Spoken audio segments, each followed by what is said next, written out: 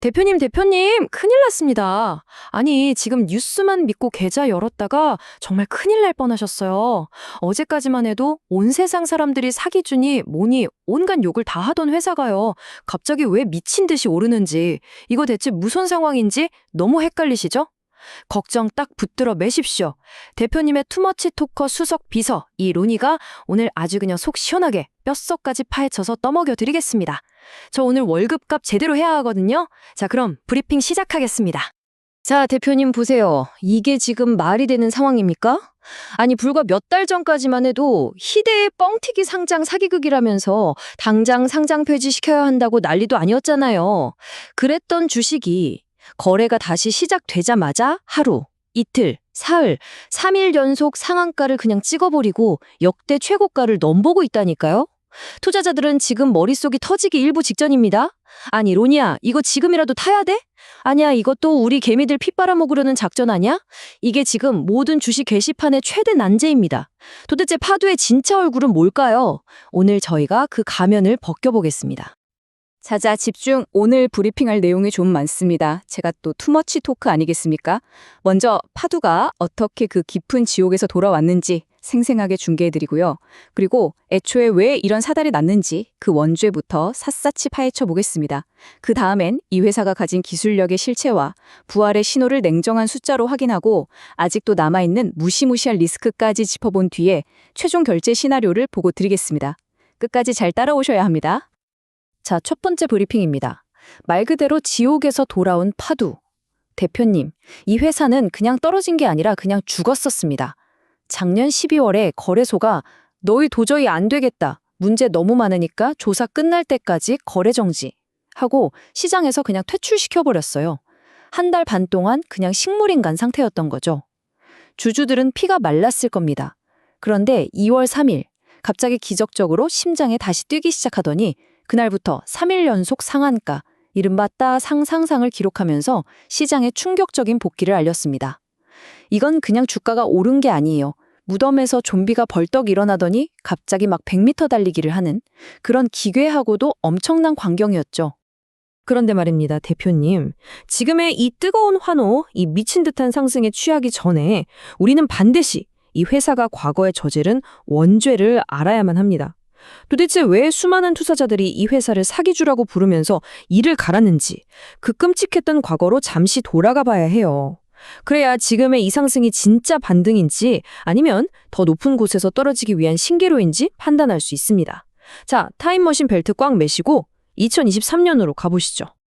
대표님, 이 처참한 기록을 좀 보세요. 2023년 8월, 파두는 코스닥 시장에 아주 화려하게 데뷔합니다. 뭐라고 약속했냐면 여러분, 저희 올해 매출 1,200억 원 자신 있습니다. 믿어주십시오. 라고 했어요. 근데 웬걸 뚜껑을 열어보니 3개월 뒤 실적 발표에서 나온 숫자는 시장 전체를 경악하게 만들었죠. 연매출 1,200억은커녕 분기 매출이 몇 억, 몇 천만 원 수준이었으니까요. 이건 사기잖아요. 주가는 당연히 수직으로 곤두박질 쳤고 투자자들은 분노로 들끓었습니다. 결국 거래소가 칼을 빼들었고 검찰까지 나서서 경영진을 재판에 넘겨버렸습니다. 아, 이거 보니까 딱 몇 년 전에 있었던 신라젠 사태 생각나네요. 그때도 간암 치료제 하나로 대한민국을 들었다 놨다 했는데 결과가 어땠습니까? 역사는 이렇게 무섭게 반복됩니다, 대표님. 결국 회사는 백기를 들었습니다. 저희가 신참이라 시장이 뭘 원하는지 잘 몰랐습니다. 준비가 부족했습니다. 정말 깊이 반성합니다. 라고 고개를 숙였죠. 물론 이걸 믿고 투자했던 사람들 입장에서는 진짜 기가 막히고 코가 막힐 노릇이지만 어쨌든 이 사과가 바로 파두의 기나긴 속죄와 재기 노력의 시작점이 됩니다. 바닥까지 추락한 신뢰를 되찾기 위한 처절한 몸부림이 바로 이때부터 시작된 거죠. 자, 이제부터가 진짜 중요합니다. 집중하셔야 해요. 과거의 잘못은 알겠는데 그럼에도 불구하고 왜 시장이 다시 이 사기주 소리 듣던 회사에 열광하는 걸까요? 그 비밀을 풀려면 파두가 도대체 뭘 하는 회사인지 그들의 기술이 왜 AI 시대의 심장과도 같은지를 알아야 합니다. 자, 지금부터 어려운 반도체 용어는 다 치우고요. 이 TMT 비서 로니가 아주 맛깔나는 상황극으로 설명해 드릴게요. 먼저 팹리스라는 단어부터 짚고 넘어가죠. 팹은 팩토리, 공장이고요. 레스는 없다는 뜻이에요. 합치면 뭐다? 공장 없는 회사. 즉 반도체 공장 없이 설계도만 기가 막히게 그리는 회사입니다. 비유를 하자면 세상에서 가장 맛있는 요리 레시피를 만드는 백종원 같은 팀인데 정작 자기 식당은 없는 거예요. 레시피를 만들어서 삼성전자나 TSMC 같은 거대한 주방, 공장에 자, 이대로 똑같이 만들어주세요 라고 맡기는 거죠. 머리로 먹고 사는 아주 스마트한 집단이라고 할 수 있습니다. 그럼 파두는 어떤 레시피를 만드느냐? 바로 SSD 컨트롤러라는 겁니다. 우리 컴퓨터에 들어가는 하드디스크, 요즘엔 SSD라고 하죠. 그 저장 장치에 두뇌 역할을 하는 아주 작은 칩이에요. 수많은 데이터들을 어디에 저장하고 어떻게 효율적으로 꺼내올지 명령하는 총사령관인 셈이죠. 자, 대표님, 이제부터 우리가 대한민국 최고의 떡볶이 프랜차이즈를 창업한다고 상상해 봅시다. 이게 아주 기가 막힌 비유거든요. 저만 믿고 따라오세요. 자, 상상력을 발휘해 보세요. 대표님이 드디어 해냈습니다. 세상 그 누구도 따라할 수 없는 마법의 떡볶이 소스 레시피를 개발한 거예요. 이게 바로 파두의 SSD 컨트롤러 기술입니다. 이 소스가 너무 맛있어서 소문이 쫙 나니까 대기업인 SK하이닉스 식품에서 찾아온 겁니다. 사장님, 앞으로 우리 회사 모든 구내식당 떡볶이는 사장님 소스만 쓰겠습니다 하며 어마어마한 계약서를 내밀어요. 이 계약서 하나 딱 믿고 여러분, 우리 연매출 1,200억 원 보장됐습니다 외치면서 프랜차이즈를 주식시장에 상장시킨 거예요. 그게 바로 파두의 IPO였죠. 돈벼락 맞고 아주 신이 났는데 상장하고 딱 3개월 뒤에 SK하이닉스 식품에서 전화가 한 통 옵니다. 아, 사장님, 정말 미안한데요. 저희도 자체적으로 소스 개발에 성공해서요. 주문은 없던 걸로 하겠습니다. 뚝! 어떻게 될까요? 그렇죠. 1,200억 원 매출이 순식간에 0이 되는 겁니다. 이게 바로 2023년에 파두에게 벌어진 일의 본질입니다. 이제 좀 이해가 되시죠? 자, 이제 우울한 과거 얘기는 여기까지 하겠습니다.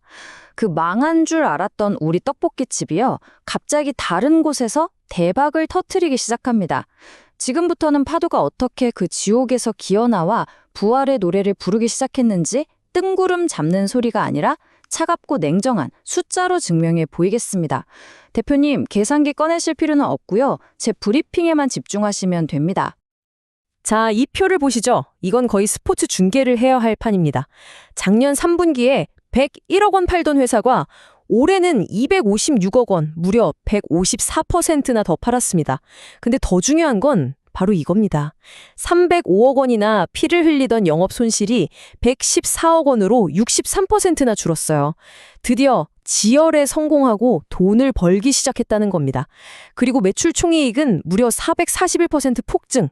이게 뭐냐면요. 이제 떡볶이 하나를 팔아도 손해보는 장사가 아니라 돈이 남는 구조로 체질이 완전히 바뀌고 있다는 명백한 증거입니다.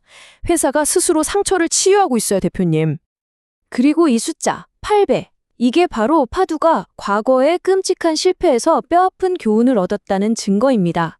SK하이닉스 식품에만 목매달던 그 떡볶이집이 이제 미국 시장에 진출해서 완전 대박을 낸 거예요. 2025년 1분기 북미 매출이 전년 대비 800%나 뛰었습니다. 이제 더는 한 고객사의 눈치만 보는 회사가 아니라는 겁니다. 웨스턴 디지털, 델, 그리고 페이스북의 모회사인 메타 같은 쟁쟁한 미국 빅테크들을 새로운 단골 손님으로 확보하면서 완벽하게 체질 개선에 성공한 거죠. 그리고 마침내 하늘을 향해 부활의 신호탄을 쏘아 올렸습니다. 바로 이 305억 원짜리 계약입니다.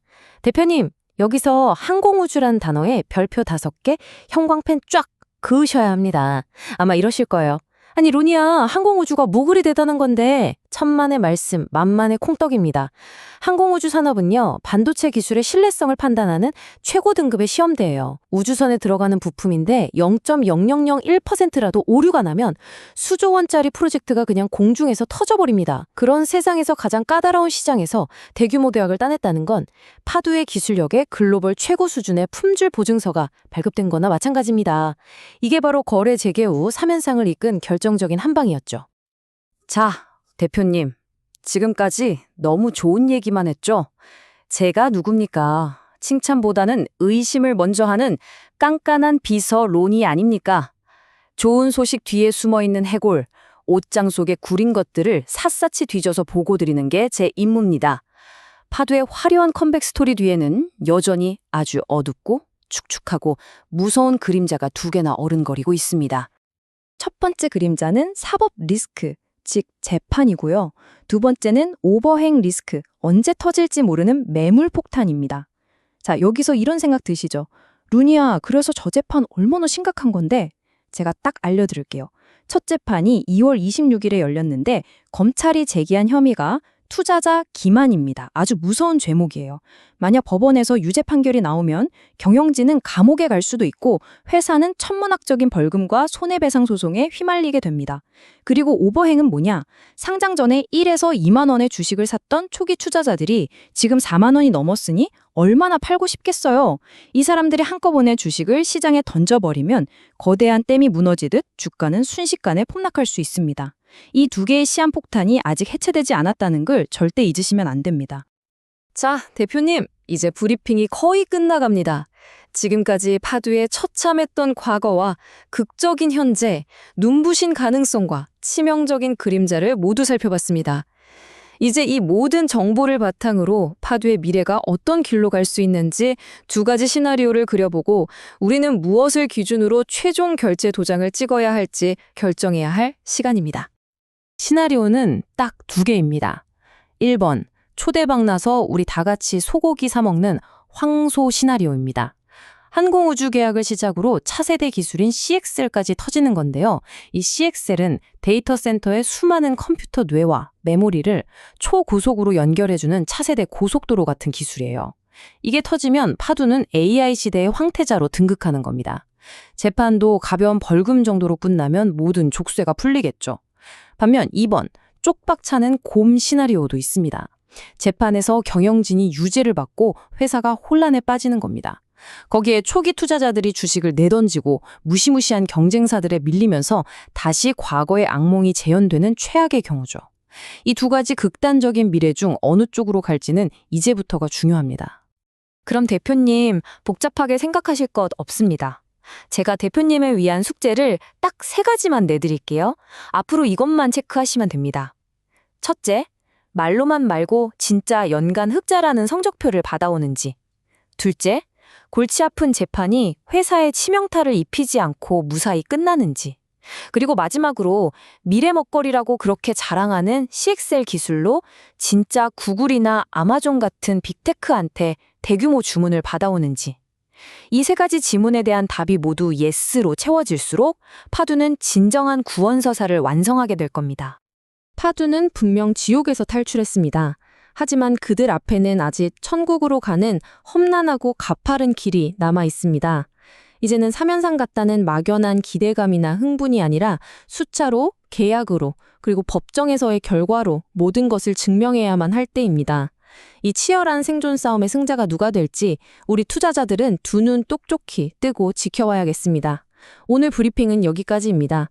제가 말이 좀 많았지만 다 피가 되고 살이 되는 얘기입니다. 내용은 참고만 하시고 최종 결제 도장은 대표님이 찍으시는 거 아시죠? 헷갈리시면 아래 블로그 링크에 요약본 저장해뒀습니다. 주식비서 론이었습니다. 오늘도 돈 많이 버세요, 대표님.